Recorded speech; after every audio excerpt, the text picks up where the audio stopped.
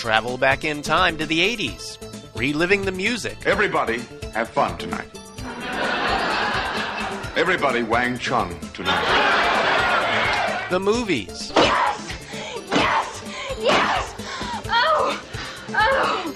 Oh!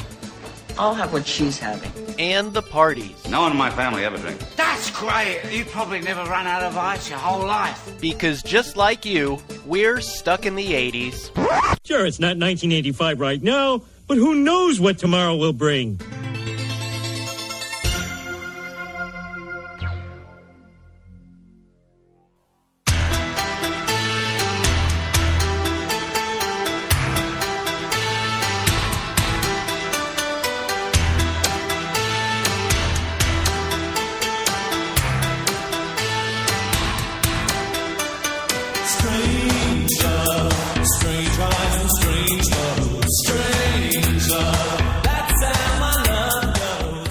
Hey, welcome to Stuck in the 80s. It's your host, Steve Spears. And Rad B. And today we reveal our strangest loves of the 80s. Live people ignore the strange and unusual. I myself am strange and unusual. Steve, don't forget, Stuck in the 80s is a member of the CLNS Podcast Network. You can find our podcast on iTunes, Google Play, Stitcher, and the CLNS Media mobile app. And don't forget to listen to our podcast at the brand new CLNS Media website. You can find it at clnsmedia.com. People are strange when you're a stranger. Faces look ugly when you're alone. Women seem wicked when you're unwanted. Streets are uneven when you're down, when you're strange. So this is part one of a special two-part Valentine's Day seasonal spout of weirdness. You guys ready? This is crazy. This is crazy. This is crazy. I'm in deep. Every year we try to do we pay lip something service related to this holiday. Yeah. So this year we turn to the genius. We turn to her for everything these days. It's Jen with one N. Oh, that's so nice. It's pronounced genius. Oh my Lord. I walked right into that. Oh. Mom joke. And the strangeness has begun. So here's the deal. Here's what we're trying to do. We are we've talked about our loves of the 80s and our favorite couples and our favorite songs, and we even had an anti-Valentine's Day show in the early days. You know, we've talked about romantic movies with Carol Jansen, but this year we're going to talk about our strange loves of the 80s. Nothing too weird, I hope. Am I going to need a shower afterwards? We'll see. Yes. We'll see. I purposely did not shower before the show because I know I will have to shower afterwards. Fair enough. So here's the deal. It's a two-part series. Today we're going to cover our strange love of music and movies. And then next week, we're going to tackle our even stranger loves of TV and food. And, at the end of this show, we will also have letters from other 80s fans with their stories about being laid off. So happy Valentine's Day, everybody. So, Steve, before we get started, I have a confession to make. Go ahead. So you remember earlier this year, we had the FanDuel sponsor? Yeah. Yeah. And so we had a listener league. And for the first month and a half, I was undefeated. I won every week. Right. And even though I was boxed out one week and couldn't enter and got 0 points for that week, I still won the league regular season for total points and most wins and all that stuff. Uh-huh. Yeah. Well, I was subscribing to the Biff Tannen School of Management. Do you realize what would happen if I handed my reports in your handwriting? What'd you do? I had my friend Dean forwarding me lineups because I don't watch football and haven't watched football in a couple of years. So I don't think I cheated. I think that's good management. You find somebody that's good at something and you leverage their skills. So I did not turn in my own work in the FanDuel League. I'll finish those reports on up tonight, and I'll run them on over first thing tomorrow, all right? Hey, not too early. I sleep in Saturday. Well, that's fine. It was fun to play along, and you can still play with us on other sports if you go to sit80s.com/FanDuel.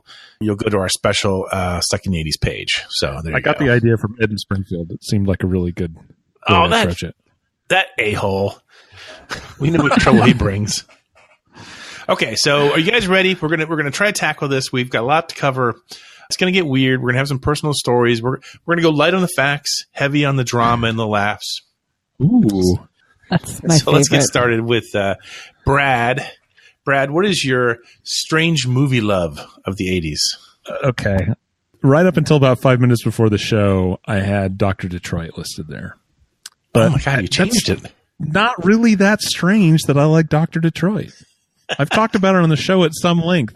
The 80s movie that I will watch anytime it comes on, I believe I have it recorded on my DVR at home right now this minute, is the Goldie Hawn, Kurt Russell masterpiece, Overboard. I don't recognize this man. Your wife's had an almost total loss of memory. I can't believe she doesn't know her own husband. This missing link person is not my husband. Oh, Annie, please. Annie. Annie. Right? No, that's not right. That's not my name. This is completely crazy. Honey, sit. Everything's gonna be okay now. I am your husband. My name is Dean Prophet. We've been married for 13 years. Wait. I admit I have forgotten numerous things. But I truly, from the depths of my soul, do not remember you. Huh. I can't explain it. I love this movie. Brad, I need you to explain it. Please. I can't. It's just, it's funny. I think it's quotable, but at the same time, it is like the writers went down to Kentucky Fried Tropes and got the family-sized bucket of tropes. Like, it is as tropey as it gets. It is the poster is tropey. It's just so lazy, but it's somehow it works. I don't know. Tell me I'm wrong. No. I mean, I don't know that I would. I know that I don't have it saved on my DVR, and I know I don't have a copy of it on DVD. But there's definitely, and I certainly never owned the Blu-ray. right. But I mean, there's certainly chemistry between Goldie Hawn and Kurt Russell. I mean, there has to be. Obviously, they've been together forever.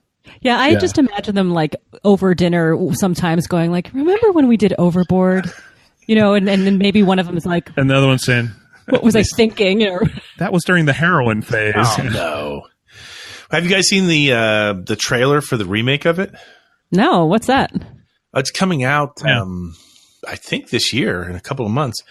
They switch it around where I think Anna Faris. Is it Anna Faris? That sounds like good casting. She plays the Kurt Russell character, and then this famous South American actor or Central America. I apologize in advance. I realize those are two distinctively different regions, but a Latino actor plays the billionaire who gets amnesia. Yeah. You know what? It's funny because I know people get really wound up about these remakes. It really doesn't trouble me. Make it again. I don't care. Make it 3 times.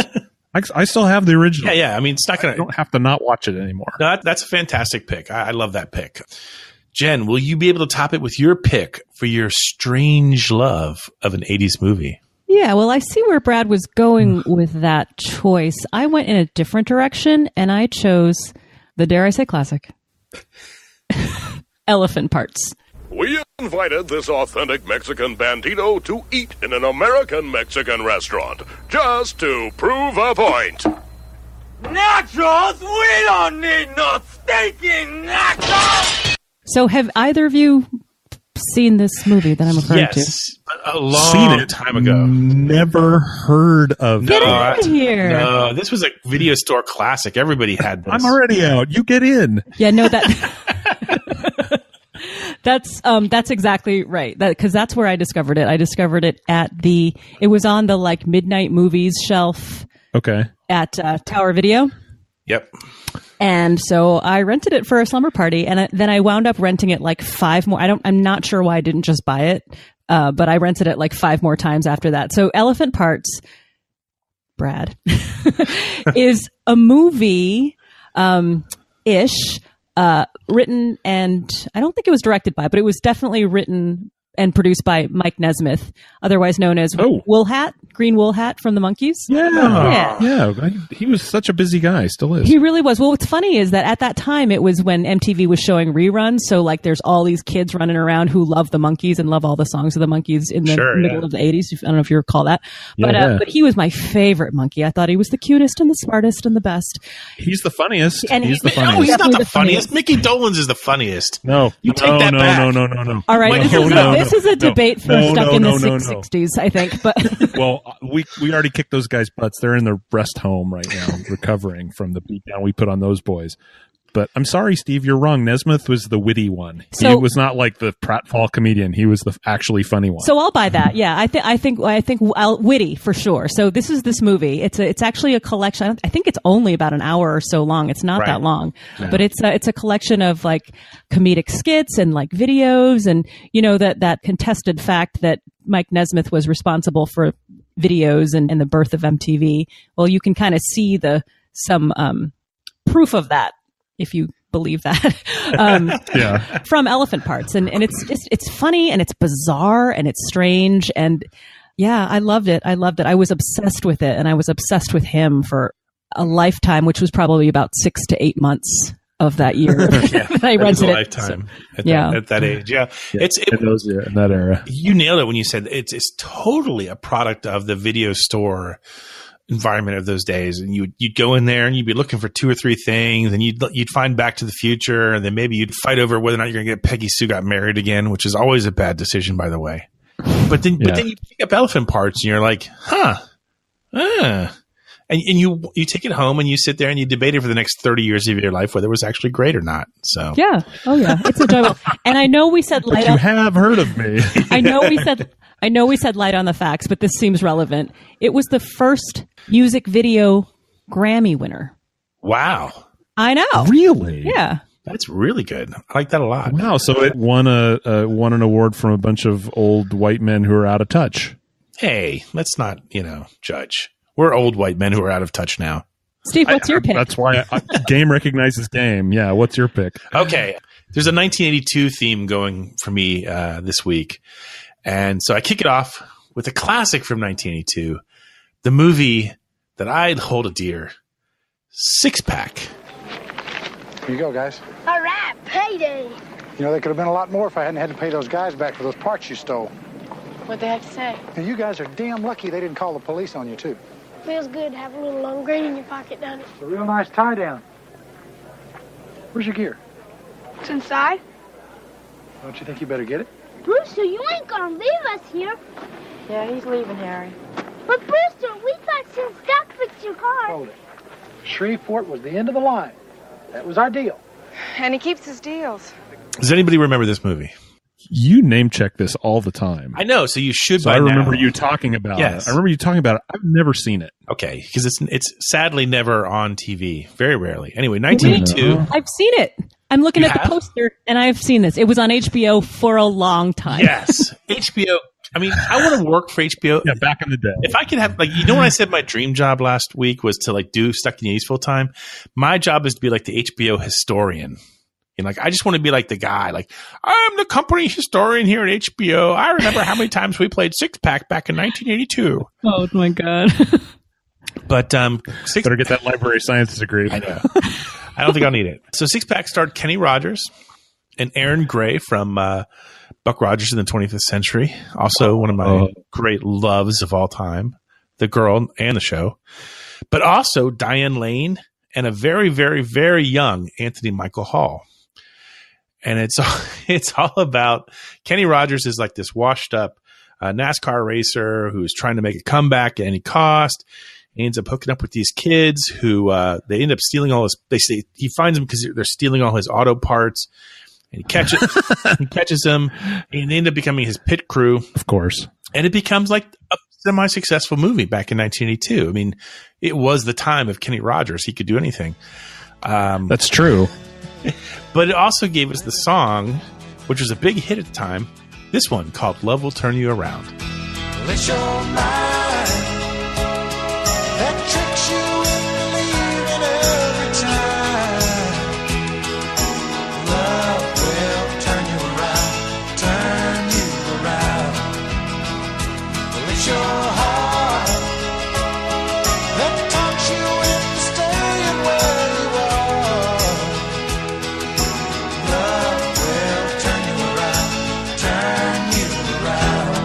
guys recognize the song? I had no idea this was from that movie. Of course I recognize the song. Did you guys actually know that in 1983, there was a spin-off TV show also called Six Pack, which featured Don Johnson as Brewster Baker and a very young Joaquin Phoenix. Whoa. I did not know that. That has been There we bananas. go. I remember, though, I'm looking at the poster and I'm digging back into my brain, and I saw this in the theater. Oh, I know I did. Did you really? Yeah, no, I think it was. Wow. I think it was one of those movies that my parents took me to. Right. Okay. Yeah, family film, friendly. whatever. Family friendly. There's like There were kids in it. Yeah, and there's maybe a scene where someone unzips like a front zipper like a little too far, but even then it's still like it doesn't even approach PG-13. So Yeah, I mean, and there's probably a bunch of racism and sexism thrown in there, but that was just that was just the day.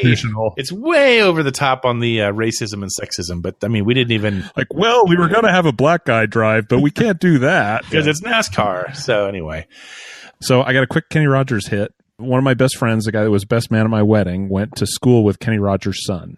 Went to high school with him. And what do you think he drove to school? That's right, boys and girls, a Rolls Royce. Oh no. Yeah, no. He drove a Rolls Royce to high school. No. Someone drove it though. He didn't drive it. No, his son drove himself to school in a Rolls Royce. That's just tacky.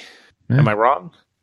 Yeah, I mean, I thought Kenny Rogers could do whatever he wanted. Oh, but this is Kenny Rogers' son. Yeah, and you should really have your chauffeur drive your Rolls Royce. Yeah, it's like nobody drives their own Rolls Royce. What the hell? If you're in a Bentley, maybe you'd let them drive. Brewster Baker would never drive a Rolls Royce by himself. I'm just saying. Brad, I thought you were going to say that Kenny Rogers came to your graduation and was driving like NASCAR. That's the movie that was playing in my head. I'm not quite that old. Okay.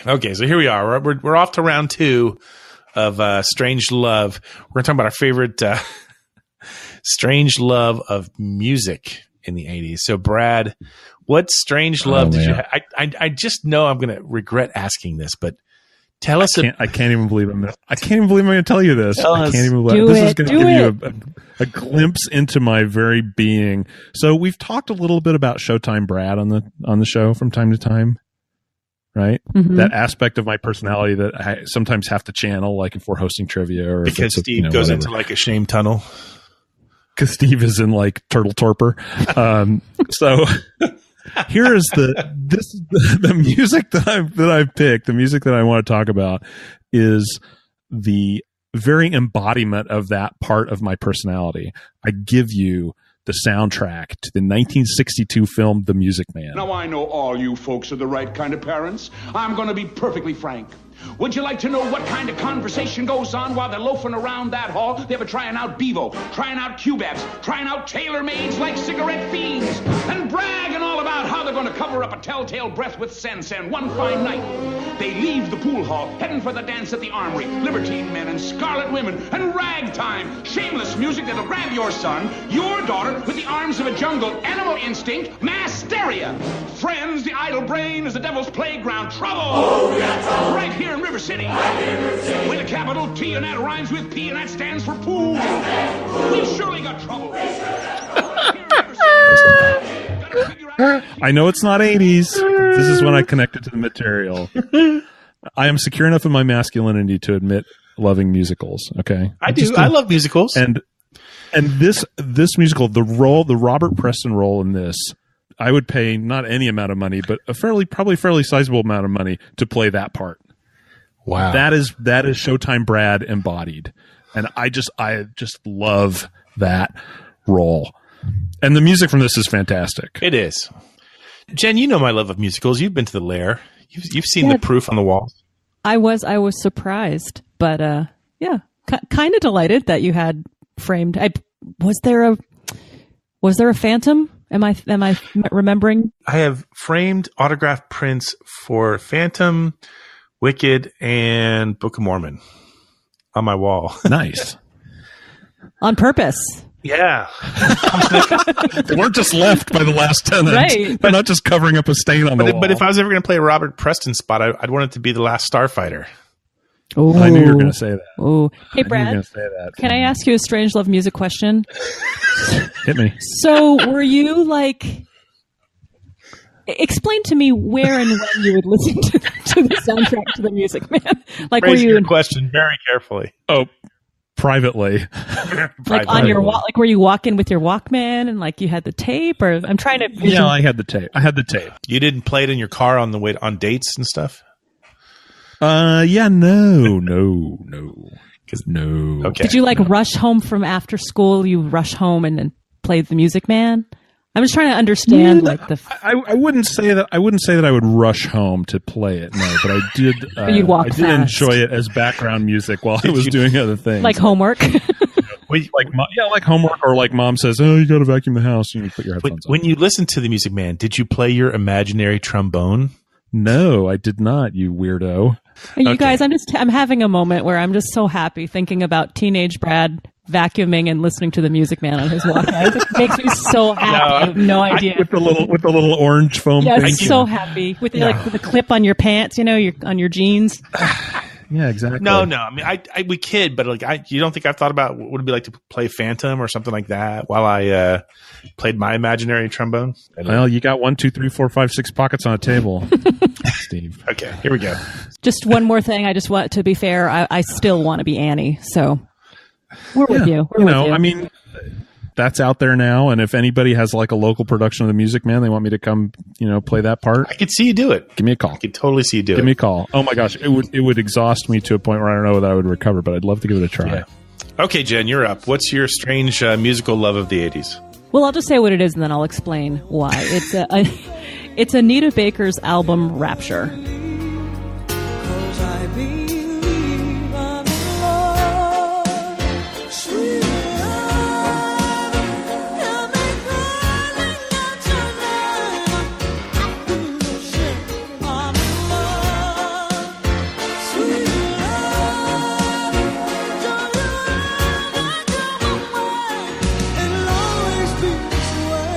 And that song, I'm sure at least we'll say 75% of 80s Nation recognized was Sweet Love. But okay, so I'm not making fun of this album or anything like that. What's strange about it is that, so it came out in 86. It was in heavy rotation in my house in 88.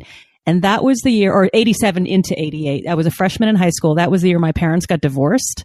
Ooh. And I know what a hilarious story this is, but boy, this is really shaping up. But it ends in tears. It doesn't. So my parents got divorced that year when I was a freshman in high school, and we had just gotten a CD player, and we didn't have a ton of CDs. Like, I think I maybe had Salt and Pepper and one other. And then my mom had, because she had a job, had a bunch more CDs. Oh, jeez. And one of all them, sorts of issues here. Yeah, no, but I mean, I'm just saying I didn't because I was a freshman in high school and lazy. But she had Anita Baker's album Rapture, and she would listen to it in the morning, like when I was getting ready for school, and like, just whenever she'd be listening. It just was always on. And it's just not the kind of album that I would have been listening to, except for that it was on.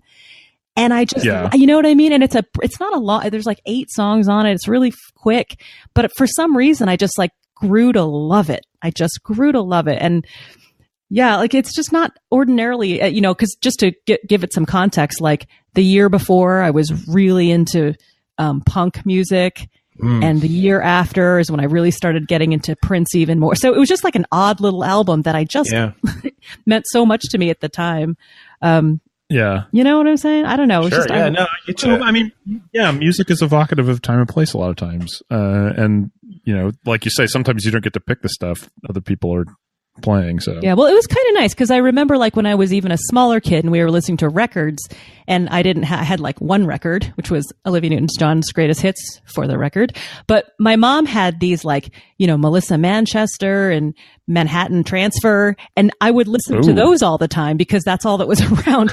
And right. So I think it was like one of those albums left over for me of like, this is one of Mom's music, and so that's what Mom's listening to, so that's what you love too. But just this one album, it's so weird. Yeah, it's kind of random.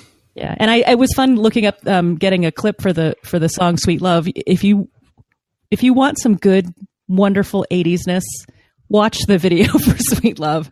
It doesn't get. There's lots of candles. Oh, yeah. There's lots of like dramatic dancing. I mean, yeah.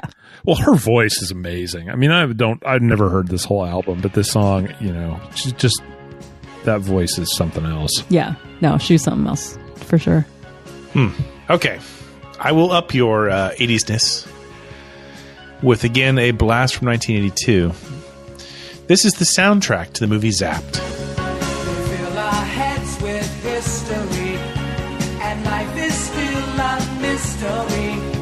They teach us how to punctuate, and we just want to graduate. They lock us up all week, so we're ready for fun when Saturday comes.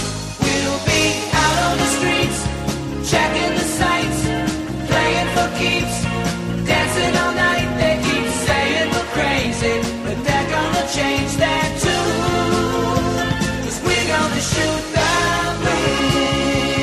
Gonna shoot the moon. We're gonna shoot the moon. Insert entire soundtrack. You said this was going to be a half hour. This is going to be like 75 minutes long. Now, do you know how hard it is just to say the words, this is the soundtrack to the movie Zapped? This came out in 1982. Zapped, we've talked about this on the show, but it's been a while. 1982 gave us Scott Baio and Willie Ames as a couple of high school nerds / athletes who inherit, Scott Baio inherits special telekinetic powers when his special growth formula explodes on the pot that he's growing, because of course 1982 pot is still funny. Isn't Peyton growing the pot? No. Well, Or is he growing the Scott's, pot? I guess Peyton's more interested in the pot. he's more interested in the pot, but anyway. Yeah. But this soundtrack is this, you know, when you like say there's a perfect soundtrack out there, like Pretty in Pink has a great soundtrack, Purple Rain. I'm telling you, you know, Zapped, for what it's worth, I listened to the entire soundtrack right before this show. Every song is just like this sappy, just soaked with honey and pixie sticks kind of song with lyrics that only make sense when you're about 15 years old. You can give David Pomeranz gets credit for a lot of these. A couple of them are his songs. Got to Believe in Magic and King and Queen of Hearts. And those are big hits actually in the Philippines of all places. But really? Yeah. Is that like having lots of girlfriends in the greater Niagara Falls area? Exactly. He also, by the way, sings the theme song to the TV show Perfect Strangers, by the way. So if you recognize the voice, you're like, I can't quite place it. You think about Perfect Strangers. But anyway, so trust me when I say go to YouTube, type in Zapped soundtrack, which I was trying to get my co-host to do before the show. And obviously, they did not do it because otherwise they would be falling over themselves in praise. No, I'll tell you what, the song that plays during the montage when the couple is going on their first date it's perfect. It is perfect for that movie and that scene. Like, you know, you think about like the ultimate montage music, you automatically go to Rocky. But this is pretty strong, and it is syrupy, treacly sweet. But then kind of that's the way this couple is going. Yeah. I don't know. Oh, no, it works. It really works. It really works. And the movie has this sweetness to it. I know I've talked about this before. But that sweetness is driven by the sound. It is. Like, I don't know that I could take it by itself. I mean, it's no Music Man. I'm not going to vacuum to it. But there we go. There's your line. Got to believe in magic. Tell me how do people find each other in a world that's full of strangers? You've got to believe in magic, something stronger than the moon above. 'Cause it's magic when two people fall in love. Everything that's wrong with me now, romantically and relationship-wise, boils down to it's because you lost your telekinetic powers. I lost my telekinetic powers. But this movie, like the song "Got to Believe in Magic," this movie, the love between Scott Baio and that girl who looks exactly like VGF, by the way. You know, let's not even go into that. Like, let's just. Oh no! Let's just go to a whole. Our 3-hour introspective. I'm just telling you, a whole team of therapists is going to be required for this one. But do it. I swear to God, you will not regret it. It will send, if it doesn't send you immediately back to prepubescence, nothing will. Oh my God! I just picture you in the therapist's office, and the first thing you say is, "Well, have you seen Zapped?" You know what the first thing I would really say to it? You know what I really would ask the therapist about first? The seggies. What's happening, hot stuff? By the sound of the gong, it must be time for Mr. I have to interrupt. I have to tell you one possibly anticlimactic story about Zapped. Okay. So when we first got our VHS player, we went to Captain Video and we rented. Was that like a nautical theme, or was it? This is very important information. I just shot like whiskey out my nose. That's important information. So we went to Captain Video and we got 3 movies. And for some reason, my dad picked Zapped. Like one of the clerks was like, "Oh, this is a fun movie" or whatever, and he picked it. And I saw it, and I saw the cover, which I knew it was rated R just by looking at the cover. But I checked and I was like, "Oh, it's definitely rated R." And so it was a Saturday night, so we didn't watch it Saturday night. And I got up early on Sunday morning because I knew they would not let me watch this movie. So it was like 6 o'clock. 6 o'clock like, on a turn Sunday. it like got the volume turned way down. You're sitting like 3 inches from the TV. Exactly. So I'm good. I'm up at 6 o'clock on Sunday morning, and I got the volume turned down, and I'm watching Zapped, and like hoping my parents for some weird reason don't wake up early, and I watched it, and then like of course the prom, just like everything at the end, and all of the boobs and everything, and I was just like, oh my gosh, there is no way they would let me watch this. No. So yeah, Oh my Zapped. God, That's my Zapped memory. That's pretty strong. That's all we got for this week. Tune in next week to find out what happens in part 2. Oh, that's right. We still have to do seggies. Never mind. Okay. Hey, that is a great Zap story. That's funny. That's really It does look so harmless. And it had Scott Baio. He's like, oh, he's in Happy Days. How bad could this be? Right, exactly. Willie Ames is an 8 is enough. I mean, it's a kid's movie. There's no reason that should be an R movie, but it's a hard R. I wouldn't say it's a hard R. It's not like Death Wish, but it's, anyway. Pot and boobs. That's definitely an R. Yeah. Pot and boobs, yeah. So mystery movie moment. We'll play a snippet of a movie from the 80s. If you get it right, you are entered into the drawing for the aforementioned. It would be aforementioned if I had mentioned it, but I haven't because the whole pot story threw me off. What do we have, Brad? We have the bottle openers. I still, every time we get to this part, I feel really dark and sad because I'm so far behind on sending this out. But yes, bottle openers. We have bottle openers. And I have boxes, and I have I know where the post office is, and I'm just a lazy shit because I haven't gone down to send them out. Good job now. You think I'd be able to find those trucker hats from the 80s cruise by now, but I can't. So. Yeah, let's try and pull ourselves out of this pit of despair and get on with what we had before. Yeah, we all have our personal demons. Anyway, pay attention. Here's the clip from the last time we did this, Seggie. Sometimes when you're feeling right, there's a groove there, and the bat just eases into it and meets that ball. When the bat meets that ball, and you can just feel that ball just give, and you know it's going to go a long way. Damn, if you don't feel like you're going to live forever. Yep, that's 8 Men Out. Baseball. Anyway. Baseball, Ray. Did you hear, by the way, what happened to the Field of Dreams? Yeah. Out in Iowa, Dyersville? Like, somebody vandalized it.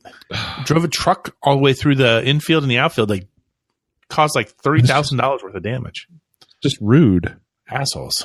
Anyway, these people are not assholes. These people are some of the winners. They're delightful human beings. We like them the best. Would you like me to read them, Steve? Yeah, let's save me. Very well then. Here we go. Winners this week include Kevin Pipe Wench, Ryan the Pirate. I thought he was Ryan the Pirate King. Did he get demoted? Sorry, Ryan. You'll always be a king in our show. Andrew Holler, Don in Tulsa, Larry in Maryland, Canuck in Cali, Rhoda Collins, Dave Augie August, Jay Swash in Beaver Creek, DJ in Clinton, and Stony Stitt. Okay, Brad, let's spin the wheel and find out who won. Okay, here we go. It's all greased up and ready. That's one of your weakest attempts. I didn't want it to spin for too long. That's a good point. Here we go. All right. Looks like the winner's going to be Canuck and Cali. You are this week's winner. So email us. Yeah, I know, it's about time. Woot, woot. Email us your snail address, and Brad will put your name on a list that he will never get to. The ashes Congratulations. will rest in an urn on my desk. Yes. Yeah, but you are a winner. It's a major award. Right. It is a major award. Pay attention. Here's this week's mystery clip. Having donated a small portion of my brains to this conflict, the other portion being protected by a heavy steel plate in my head. If you know it, email us at podcast@sit80s.com and tune in next week to find out if you're a winner. We'll be right back after this commercial break. Excuse me, I ordered fish. That is fish. I think. Why order fish when it ends up looking like a burger? Hey, Fred? Is this fish? Introducing new seafood salad from Taco Bell. Fresh vegetables, tender bay shrimp, and a delicious blend of whitefish and snow crab. A refreshing change from anything on a bun. If it's square, it's fish. If it's round, it's a burger. New seafood salad from Taco Bell. The cure for the common meal. Hey, we're back. We got a few minutes left. I thought let's talk about last week's unpleasantness, the whole joblessness thing that's going around. So it's been 2 weeks to the day, I think, almost since I got laid off. So we had that special Crazy Jobs in the 80s podcast last week. I got a lot of supportive emails. I really appreciate them. Thank you. I chose a couple for this week. We still have more coming in, so if I don't read yours this week, we might even make a whole new segment out of this. In fact, I will make a whole new segment out of it. I'm going to call it this. Take this job and shove it. I ain't working here no more. Nice. Okay, our first letter this week is from Rob from Valley Ranch. You want to take the first one, Jen, and I'll take the second one? Yeah, I'll do it. That sounds good. Okay. All right. Hey, Steve. I was really sorry to hear about your layoff news this week. As a 2 layoff survivor, I truly feel your pain and know how that sucks. I wanted to share my first layoff story. I went to work at Blockbuster in the winter of 2001 in the corporate office. I had been there 2 years and had good reviews each year, so being laid off for the first time was a total shock. At the end of the previous day, I had a meeting scheduled via email with my boss for 11:30 the next day. This happened frequently, so I didn't think anything about it. Coming in that next morning, the office was abuzz because rumors had started flying around that something big was about to be announced. Around 10 o'clock, our department head's admin sent out an email titled, New Department Org Chart. Oh, no. So I opened the email and saw that I did not appear on the chart. Just then, I got a sender would like to recall message from the admin. It hit me like a ton of bricks that I was one of the people being laid off. I marched into my boss's office and said, if I'm getting laid off, I'm not waiting an hour and a half for it to happen. So he gave me the news and lovely parting gifts, and I was on my way. Is that like a box of rice-a-roni, or what are the parting gifts there? I don't know. I feel like that org chart should not have that admin on it. Right? Like that was kind of okay. Yeah. Self-selecting. Yeah. So in hindsight, it almost doesn't even feel like it was me. It feels like a kind of familiar, cheesy late 90s movie, like the kind we were renting back then. So try not to panic and know that it will work out. You have 80s Nation supporting you all the way. Rob from Valley Ranch. Oh, that's nice. Yeah. Really he nice. knew it was going to end bad when he said, I went to work at Blockbuster. Yeah, there is an end in sight for that. For that one. Just like I said, I went to work for a daily newspaper, or I went to work for a magazine company. So anyway, we all make choices. Brad's going to read the second email from Tom Korn in Austria. Tom Korn, one of our more loyal quiz answerers and our biggest fan in all of Austria, I'm sure. Tom writes, Steve, sorry to hear about the unexpected work status change. We had pretty much the same job in the 80s. In high school, me and my friends worked at one of the suburban locations for the Chicago Tribune and their Sunday paper delivery service. As part of the delivery team, we had access to the keys to a fleet of new Ford delivery vans, pure gold for a bunch of kids with new driver's licenses. For store deliveries, we drop off bundles of papers, which are held together with a plastic band. Well, that automatic banding machine was also a great means of welcoming new hires and seeing how many bands we could get around them before they wiggled free from our grasp. Like, did they put them around like their bodies or I just assumed faces? So. Like, I'm just imagining someone mummified in those plastic things. It's a great vision. He continues, one summer, Camel cigarettes came out for the first time with a hard pack, so they had a promotional coupon for a free hard pack of smokes. We tore out a few thousand of those coupons and supplied our underage smoking habit for half a year. The coupons expired before we could use them all up. That's awesome. That's so cool. That's so great. That's so great. One slow week, we had the brilliant idea to tear out the photos from an adult magazine someone had brought in and inserted them randomly into comic sections. Of course, people complained, but interestingly enough, there weren't as many complaints as there were inserts. None of us lost our jobs. A lot of the people I met and worked with at that job are people I'm still friends with today, but I still remain stuck in the 80s. Tom Korn in Austria. Wow. That's great. Those are great. So that really does cheer me up. I appreciate that. That's so funny. Oh, my God. This has been a great show. I can't wait to get started on part 2. By all means, keep those laid-off stories coming in. Tell us your crazy job stories. Tell us your strange love stories. We'll share those. Confess your strange loves to us. Yes. If they top ours, I'll really be surprised, especially Brad. We'll mock you only quietly. And in the meanwhile, Jen, Brad, and I will remain here, hopelessly stuck in the 80s.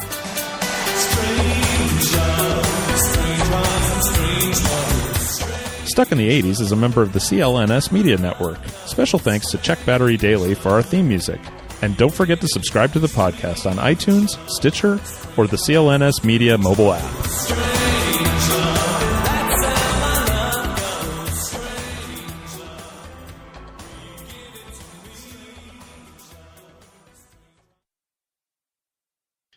There's these strange moments when you're recording a podcast and you're looking around your room and you're like, I'm recording a podcast right now for the 442nd time. Your mind's wandering like, when was the last time I cleaned those shades? And I really need to